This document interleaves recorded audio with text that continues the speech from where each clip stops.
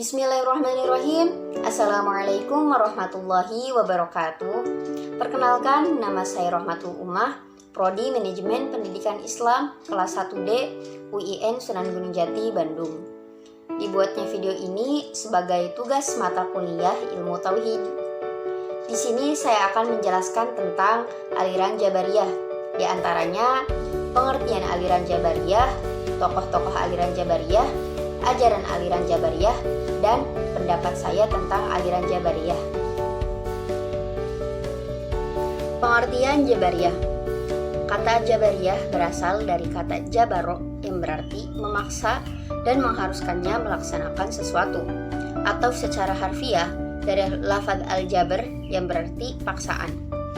Kalau dikatakan Allah mempunyai sifat al-jabbar, itu dalam bentuk mubalaghah, berarti Allah itu artinya Allah Maha Memaksa. Selanjutnya, kata Jabaro setelah ditarik menjadi Jabariyah memiliki arti suatu aliran. Asy'ariyah menegaskan bahwa paham al-jabr berarti menghilangkan perbuatan manusia dalam arti yang sesungguhnya dan menyadarkannya kepada Allah. Dengan kata lain, manusia mengerjakan perbuatannya dalam keadaan terpaksa.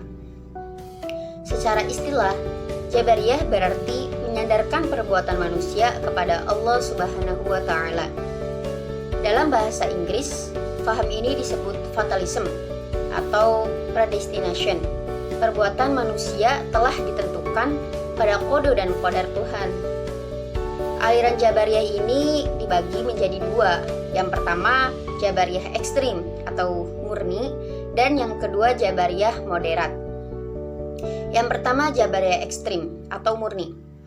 Jabariyah murni adalah yang tidak menetapkan perbuatan dan daya untuk berbuat pada makhluk sama sekali. Sedangkan Jabariyah moderat adalah yang menetapkan daya pada makhluk, tetapi tidak mempengaruhi sama sekali. Lalu yang selanjutnya, tokoh-tokoh aliran Jabariyah. Aliran Jabariyah muncul di masa pemerintahan dinasti Umayyah. Berkuasa yang dipraksai oleh Al-Jad bin Dirham tetapi disyiarkan oleh Jahm bin Safwan dari Khurasan. Pengikutnya terkenal dengan Al-Jamariyah. Ia juga menjadi sekretaris Syuriyah bin Al-Harith dan ikut dalam gerakan melawan pemerintahan Bani Umayyah. Dalam perlawanan itu, Jahm bin Safwan dapat ditangkap dan kemudian dihukum bunuh di tahun 131 Hijriyah atau 746 Masehi. Tokoh aliran Jabariyah diantaranya, yang pertama, tokoh aliran Jabariyah ekstrim yaitu Al-Jad bin Dirham dan Jahm bin Safwan. Yang kedua, tokoh aliran Jabariyah moderat yaitu Husain ibnu Muhammad an-Najjar. Ajaran Jabariyah ekstrim. Yang pertama, dalam bidang pendidikan.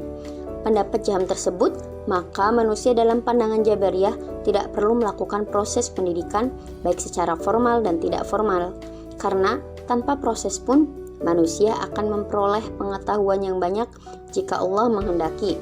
Begitupun sebaliknya. Jika mereka mengikuti pendidikan formal atau tidak formal, kalau Tuhan tidak memberikannya hidayah dan petunjuknya untuk mengetahui dan memahami sesuatu, pastilah tidak akan terjadi. Oleh sebab itu, bila mengacu pada pandangan Jahm tersebut, maka pendidikan tidaklah menjadi sesuatu yang penting, yang menyerahkan sepenuhnya proses pertumbuhan dan perkembangan pendidikan anak pada faktor bawaan, tanpa memperhatikan adanya pengaruh faktor lingkungan. Maksudnya adalah, jikalau anak itu sejak kecil baik, dia dewasa pun akan menjadi baik. Ataupun sebaliknya, jikalau dia jahat dari kecil, maka dewasa pun dia menjadi jahat. Yang kedua, Al-Quran itu adalah makhluk, dan karenanya Al-Quran itu baru atau hadis. Sesuatu yang baru itu tidak dapat disifatkan kepada Allah. Yang ketiga, Allah tidak mempunyai sifat serupa dengan makhluk, seperti berbicara, melihat, dan mendengar. Allah juga tidak berbicara kepada Nabi Musa, dan tidak menjadikan Nabi Ibrahim sebagai khalil atau kekasih.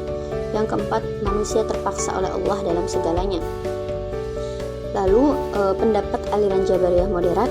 Yang pertama, Tuhanlah yang menciptakan perbuatan-perbuatan manusia baik perbuatan jahat maupun perbuatan baik. Tetapi manusia mempunyai bagian dalam mewujudkan perbuatan-perbuatan tersebut. Tenaga yang diciptakan dalam diri manusia mempunyai efek untuk mewujudkan perbuatan-perbuatannya. Yang kedua, Tuhan tidak dapat dilihat di akhirat. Akan tetapi, An-Najjar mengatakan bahwa Tuhan dapat saja memindahkan potensi hati atau ma'rifat pada mata sehingga manusia dapat melihat Tuhan. Lalu pendapat saya tentang aliran Jabariyah,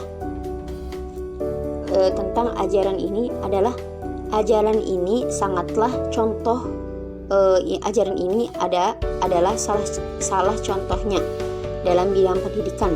Pendapat ini salah dalam sistem pendidikan modern pada zaman sekarang. Jikalau berpendapat manusia akan menjadi jahat, jikalau dari kecil memang sudah jahat, karena faktor baik tidaknya manusia mempunyai beberapa faktor. Yang pertama, faktor keluarga, dan yang kedua, faktor lingkungan dan pergaulan. Nah, sekian saja dari saya, Rohmatul Ummah. Terima kasih. Wassalamualaikum warahmatullahi wabarakatuh.